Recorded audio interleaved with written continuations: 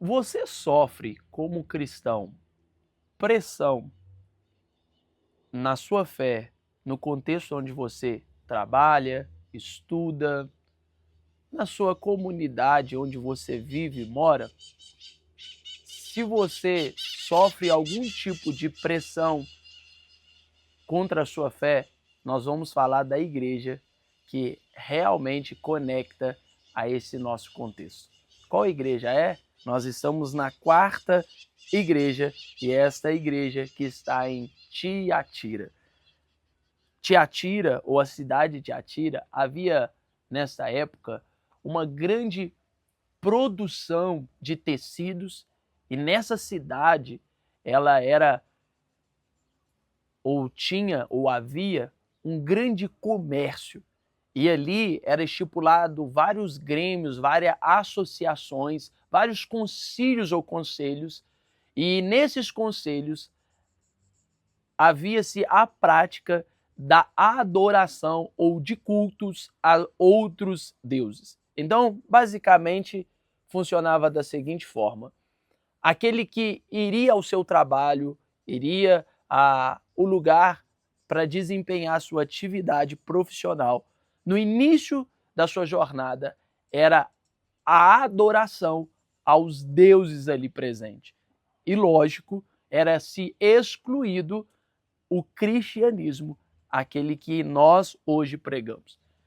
Então pensa a dificuldade das pessoas que se tornava cristão ou que se carregava uma fé em Cristo, chegando num contexto como esse. Ela chegava para trabalhar e automaticamente era discriminada, porque ela não compactuava com a adoração a outros deuses. Sim, os cristãos dessa época, na cidade de Tiatira, eles eram discriminados.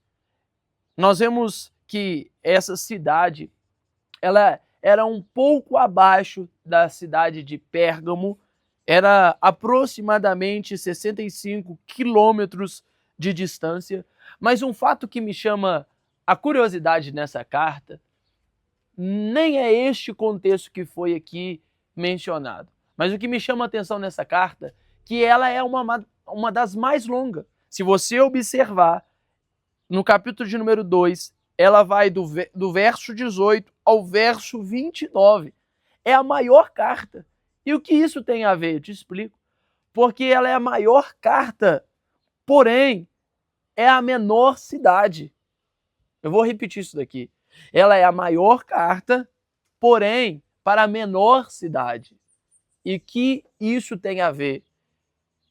Porque Deus não olha como o homem vê. Talvez se fosse eu, se fosse você, traria com menos importância. Porque pensa, é uma cidade pequena. Eu já falei, ou eu já escrevi para a igreja que está em Éfeso, uma metrópole. Eu já escrevi para a igreja que está em Esmirna, também muito grande. Mas agora eu vou escrever para Tiatira. É um lugar pequeno, mas Jesus não importa com o seu tamanho. Jesus não importa com o que você tem de expressão na sociedade. Jesus, sim, ele olha o seu interior. Saiba disso. Jesus, ele contempla o nosso coração. E ele não importa com o tamanho, mas com a relevância que a gente ocupa. Observa como que o autor, então, o autor que é Jesus vai se apresentar. Ao anjo da igreja em Tiatira escreve: essas são as palavras do Filho de Deus, cujos olhos são como chama de fogo e os pés como bronze reluzente. Jesus se apresenta como o Filho de Deus.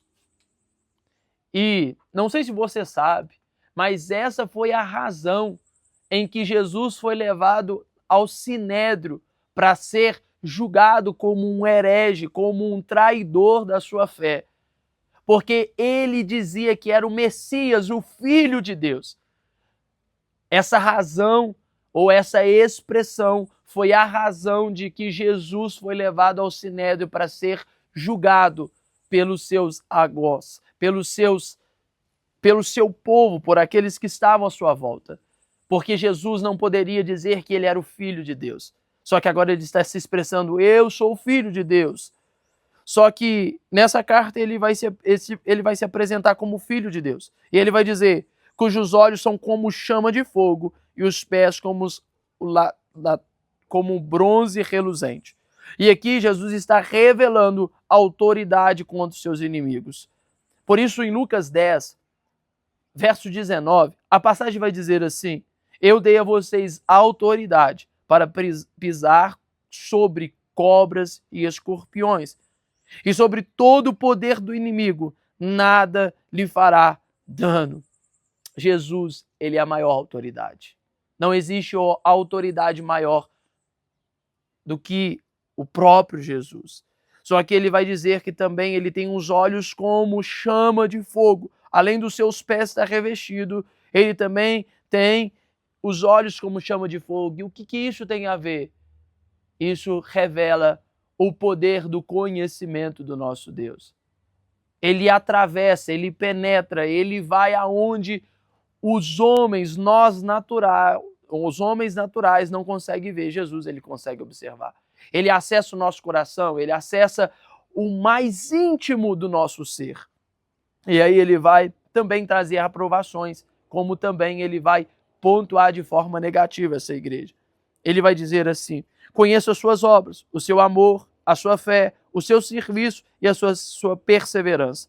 Observe que Jesus está aprovando o amor dessa igreja. Jesus está aprovando a fé dessa igreja.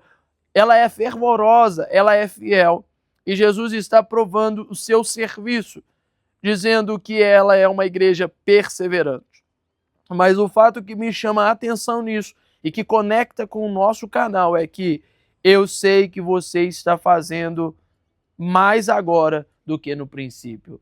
Esta é uma igreja do next level. É uma igreja do próximo nível. Ela é uma igreja que avança, ela não parou, ela continua progredindo, ela continua avançando. E talvez você se vanglorie porque você tem 30, 20, 50 anos ou mais de evangelho. E aí talvez você parou, você não progride mais, você não avança mais. Mas não, ao contrário disso, essa igreja é uma igreja que as suas obras no momento atual é melhor que as suas obras anteriores. Ou seja, o seu primeiro amor não foi o momento ápice da sua fé. Ela vive no contexto atual o melhor momento. Ela está na melhor fase.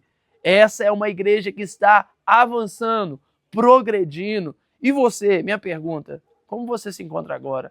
Progredindo, avançando ou paralisado? Você continua progredindo e olha, isso daqui vai para isso podemos aplicar para várias áreas da sua vida. Não apenas no contexto espiritual, mas também no seu trabalho, também nos seus estudos, na sua vida acadêmica. Quem sabe, talvez, na sua área emocional, mental. Por que você parou? Por que você não progride mais? Por que você não avança mais? Precisamos avançar. Essa é uma igreja que é destacado o amor, a fé, o seu serviço, a sua perseverança, mas também o seu avanço. E de contrapartida, o próprio Jesus vai agora fazer críticas a essa igreja, vai censurar essa igreja, dizendo, no entanto, tenho contra vocês, tendo isto, vocês toleram Jezabel, aquela mulher que diz ser profetisa. Com os seus ensinos, ela induz os meus servos à imoralidade sexual e a comerem alimentos sacrificados aos ídolos. Dei-lhe tempo para que lhe se arrependesse da sua imoralidade sexual, mas ela não quer se arrepender. Por isso vou fazê-la adoecer, trarei grande sofrimento aos que cometem adultério com ela, a não ser que se arrependam das suas obras que ela pratica. Matarei os filhos dessa mulher, então todas as igrejas saberão que eu sou aquele que sonda a mente e os corações, e retribuirei a cada um de vocês de acordo com as suas obras. Ao demais, que estão em Tiatira, a vocês que não seguem a doutrina dela e não aprenderam com eles, dizem os profundos segredos de Satanás, digo, não porei outra carga sobre vocês. Então somente apegue-se com firmeza ao que vocês têm, até que eu venha. Aquele que vencer e fizer a minha vontade até o fim, darei autoridade sobre as nações, e ele os governará com cetro de ferro, e as despedaçará com um vaso de barro. E eu lhe darei a mesma autoridade que recebi de meu Pai. Também lhe darei a estrela da manhã. Aquele que tem ouvidos ouça o que o Espírito diz às igrejas.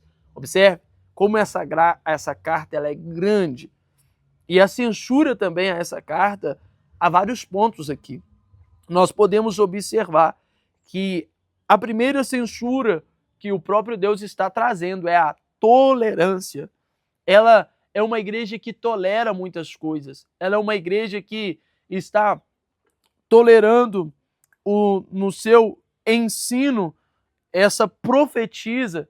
Não se sabe ao certo se realmente existiu uma mulher com o nome Jezabel, mas a maioria dos teólogos vai defender que Jezabel era um título da Jezabel que nós conhecemos na Bíblia, mas o que nós podemos ater a essa carta, que esta é uma mulher que profetiza, com seus ensinos, ela induz os servos à imoralidade sexual.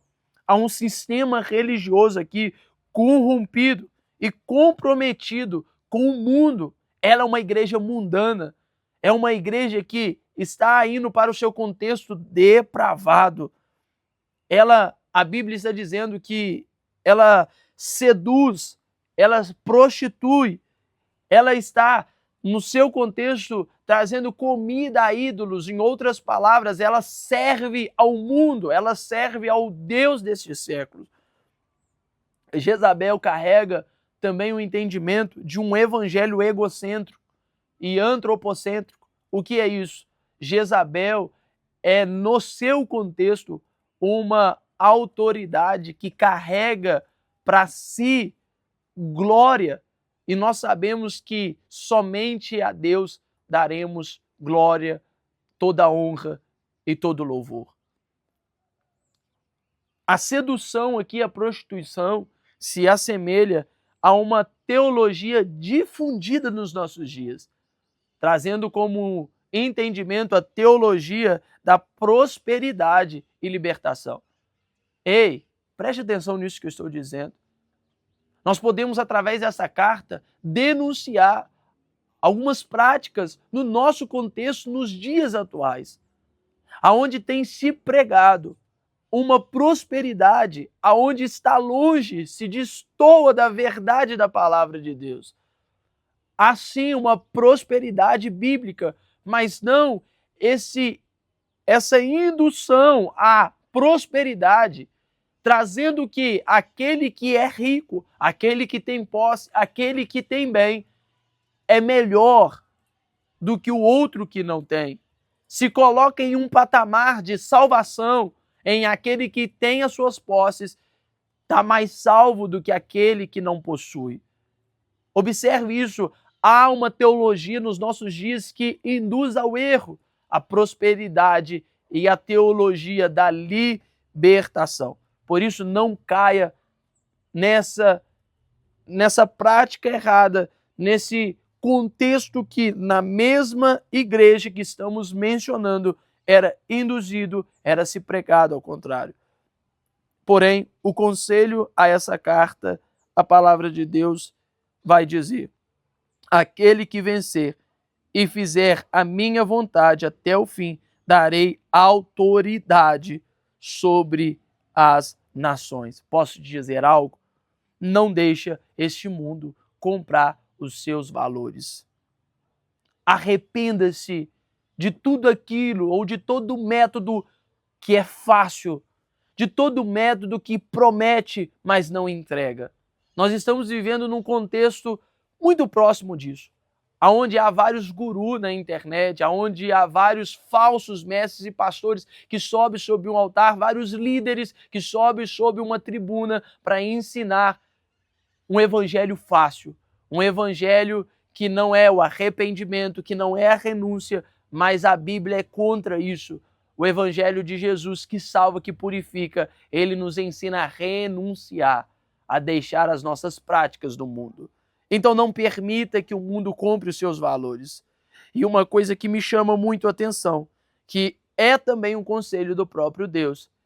O próprio Deus, Jesus, o Senhor que direciona essa carta, ele descreve algo. Eu colocarei, eu matarei essa mulher e colocarei ela na cama. Sabe o que Deus está dizendo aqui? Ele está dizendo, se você não entender por amor, eu vou lhe colocar na prova, na dificuldade. Eu vou colocar você em um contexto de sofrimento, de dor, para que você venha entender aquilo que eu estou dizendo. Então, observe, o Senhor é aquele que ainda sonda a nossa mente, o nosso coração. E o verso 25 vai dizer, tão somente apegue-se com firmeza ao que você tem até que eu venha. Posso te dar um conselho? Continue perseverando. Continue mantendo perseverante nos seus valores. Não importa o que o mundo diga, não importa o que as pessoas pensam, não importa o que as outras pessoas fazem ao contrário à sua fé.